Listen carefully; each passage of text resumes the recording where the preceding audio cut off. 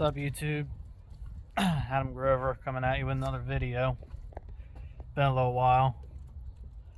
Going back through a couple of things, so don't really, between that and the weather, haven't really been doing too much. But, got a car in that made me want to take a video for you guys. I had a couple people message me and say they like this channel and stuff, so I guess I'll keep with it a little bit for you guys. Anyhow, getting into it, a buddy of mine, he messaged me and wanted some help on his car. It's got blower and stuff on it, and he was wondering what I'd recommend for him to make it where it be tuned, because he had the stock ECU and stuff in it. So, long story short, but goes out and buys a Mega Squirt PMP computer, plugs right into the factory harness, and he brings it to me after he buys that. But there's a lot of things that are in this car that he didn't know it had or didn't have, and now I'm over here trying to correct them. So first thing is injector data. You gotta be able to have the correct injector data to be able to put that into the box, so that way I can even tune this thing to get it right. Second thing, plugs. See, that's a brand new plug. Well, it's got brand new plugs after he just bought brand new plugs for it, because the brand new plugs he bought are completely different. I'll show you what I'm talking about. See if you guys notice the difference. So there's our plugs. You can see the old one all burn up. It's actually starting to fail out from how rich the car is, but there's a big problem here, and it's the shank. We'll set these down next to each other. This shank right here is a lot longer than this one, and the threads here are a lot shorter than this one. So this plug, let's see if I got another plug here. It's a little bit more easier to see. This one's a little bit better. You can see the first couple threads are all sooted up real good.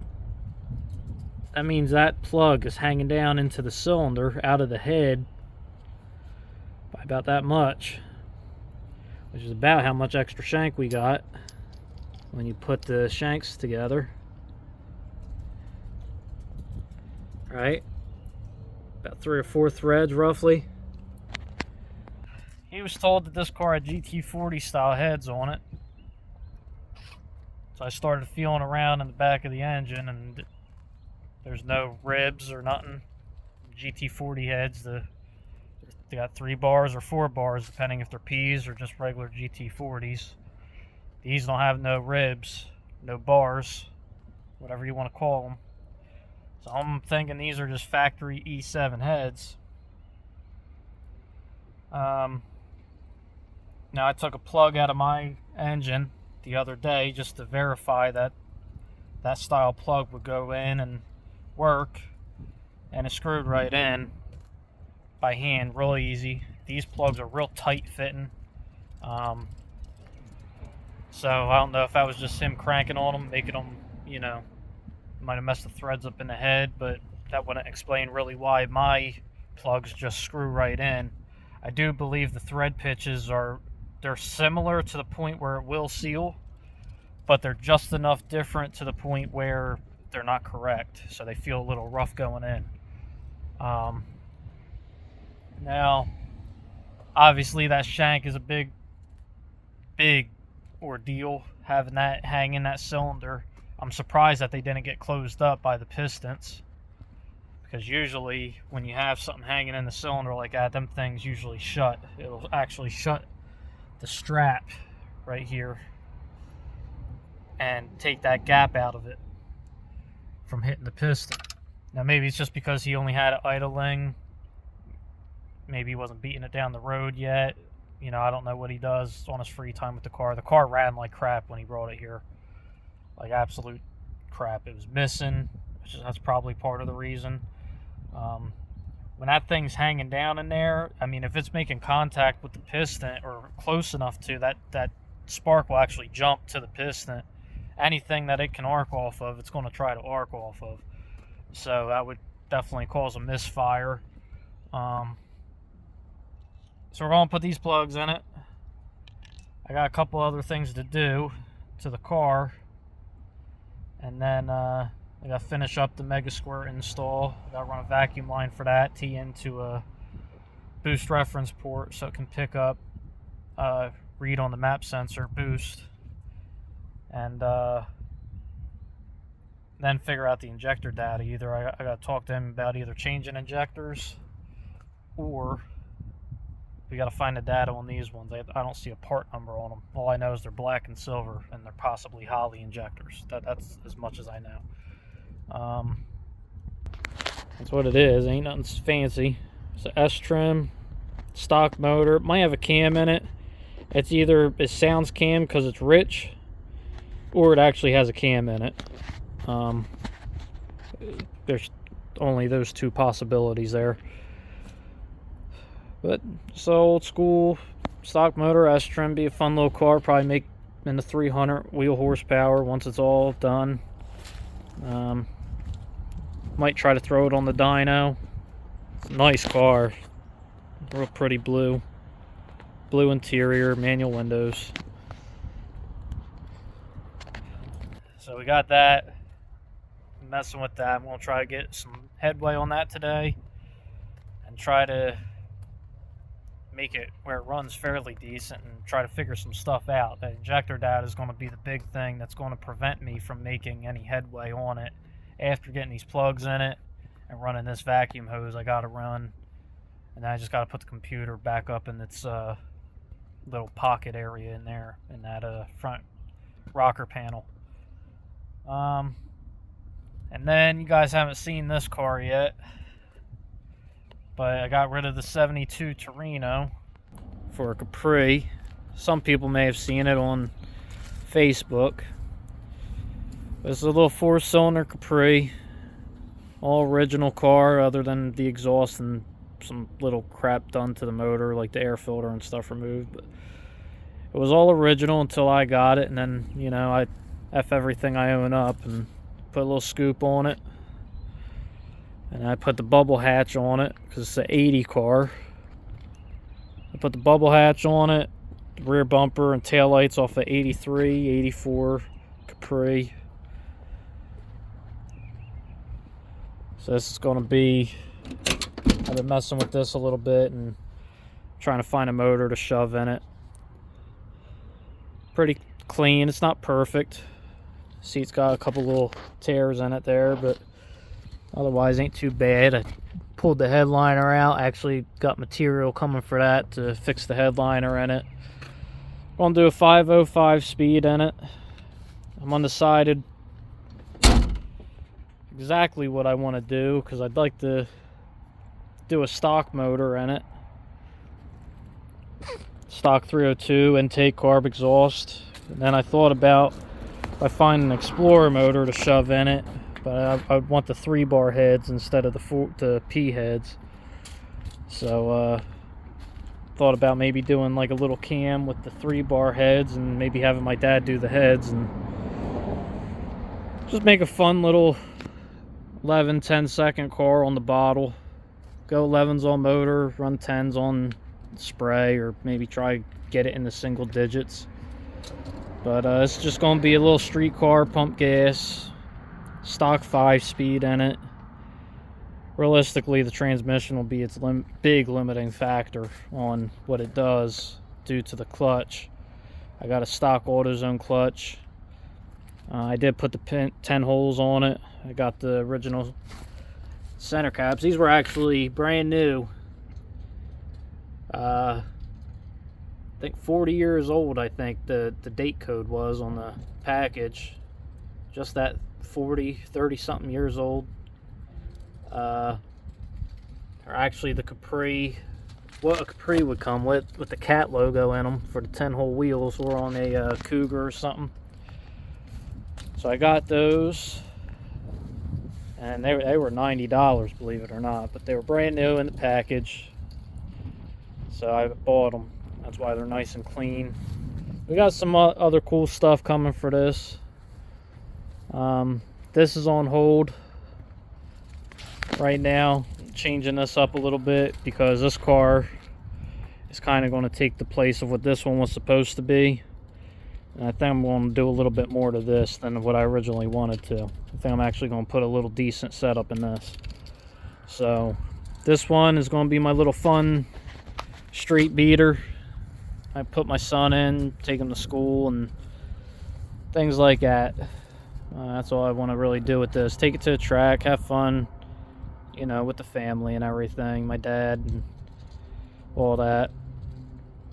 So go to a couple car shows with it, even though we got the 49. I'll let my dad take that and I'll take this or something like that. So I got to fix this too. This thing needs the brakes fixed on it and a throttle put in it. Pedal broke on it, so I got to fix that too. Everything here needs to get something done to it. Truck's broke. This thing needs a rag joint in it, like it's its job, or else I could theoretically drive it. That thing needs the throttle, pedal, and brakes done, and that thing needs to be finished. It does run. I got it started. I think I might have showed you guys that. It might have been like the last thing I showed you guys. I did get this to start. It huffed out the exhaust a little bit. It doesn't stay running yet, but it's very close. So right now we're just gonna let this one sit for a little bit because I kind of got a little burnout on it, and then really want something that I can drive around with my son and beat on with a 5-speed in it. So the Capri, I always wanted a Capri, and we actually traded a Capri in on that green Mustang. So now I got both of them. I got the Capri. It's funny because every car in this row right here, this wagon, this Capri, and that Mustang, this whole row, my dad had, I think it was in that order. He had the wagon, then he got the Capri, and then he got the Mustang, if I remember correctly from my childhood. So I got every car that I grew up in. That's, you know, they all have a little sentimental value. So and my 80 coupe, that one, he had an 85, 86 coupe when I was around 2-3 years old that I remember, black with a red pinstripe. So that's kind of what the 80 coupe for me is. And he has his 83, 84, and that's kind of what replaced his 85, 86. So we both kind of have that car still in our own way. You know, something to remember it by, I guess, if you want to call it that. Even though I kept mine at 80 and his is 83, 84. They're very similar, so just neat to, I have them, so now I just got to put them together and be able to enjoy them. So at least I can come out here, stand back and look at them and say, yep, I got that. You know, silly, but I guess it's kind of what some of us do. I like a lot of different cars, and they all have different meaning, and they're all different parts of my childhood growing up, and I don't know, I guess I'm just sentimental in that way. So I got every one. I got the Capri, the wagon, and the Mustang. So, and then, if I didn't have enough projects, I got this. So this is another one that I gotta fix. It needs brake lines on it. Got brake line leaking. I guess they hit a deer or something with it. But I'm gonna fix the brake lines on it and just make a little woods beater out of this so we can go trail riding. Same thing, take the family out trail riding. And probably going to gut the interior, take all the carpet and stuff out, rhino line the floors. Probably put a decent set of seats in it, but this is just going to be a woods thing. Go out some trails, go through some mud holes with it. Nothing crazy, but I don't want to break it and just beat the snot out of it, but I do want to have some fun. Go out there and get a little mud on the tires, you know what I mean?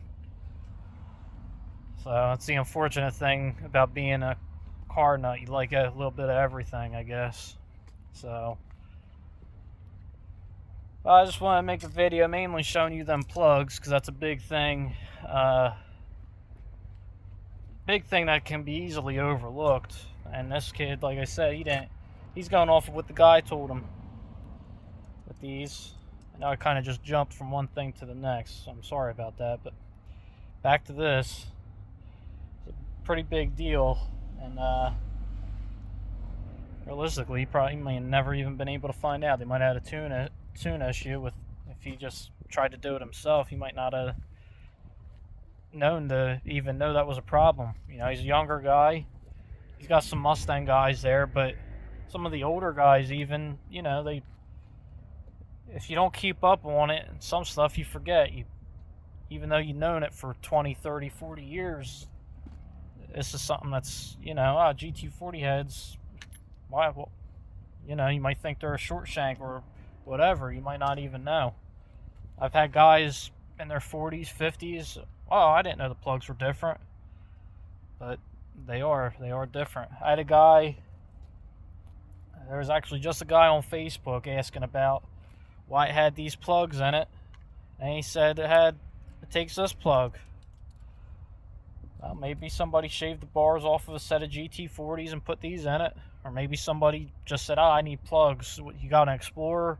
You got them for an Explorer? And because I do that with gaskets sometimes. I'll go into the store and they'll say, we don't have it for a Mustang. I'll say, how about a 98 Explorer? Yeah, we got it for that. Just give me that. Because for me, the intake gaskets, I'm only using the bottom half. I don't care about the upper plenum. I just need the ones that go against the head. They work, you know. The ones that go for the intake itself, the lower plenum. Because I'm a carbureted guy. So I don't really care about the middle. I throw that thing. I hang them up on the wall. I had a couple of them at one time. But, you know, that's just what some people do. So somebody could have maybe did the same thing for plugs at one time and got the wrong plugs, thinking that they're the same. And, these are going in a little rough. That's 40 years old, 30-year-old engine. Who cares, you know? That still runs halfway decent. Not thinking anything of it. It does feel like it's got a little miss. You know, I've seen it. Yeah, all I did was change the plugs. It's got the right plugs. They're 4302. And it ends up being completely different plug. Long shank or short shank, long threads. Long shank, short threads. So just something to keep an eye out. And you know, always try to find out what you got, even if somebody tells you it's got something. Most of the time when you're buying these cars, if you can't see what heads are on it, it's always something to look for. Always try to look for, feel the back of the motor, especially if you got cash in hand, you're trying to buy something. Make sure it's got what they say in it, because sometimes this stuff don't. Usually when I go out and buy something, I automatically assume it does not have what the people say in it. So when I look at something, I've had cars where they said, it's a 331 stroker.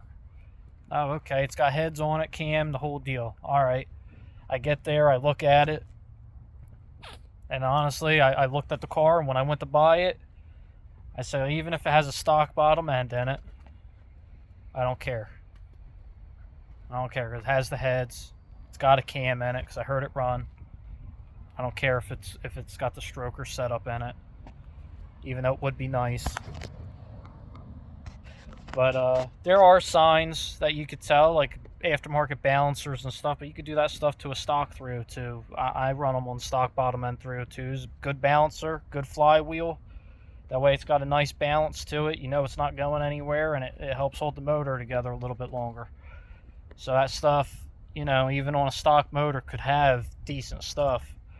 But this thing, you know, he was told it had GT40s, took the guy's word for it, and unfortunately in his case it was a mistake doing that, and here we are.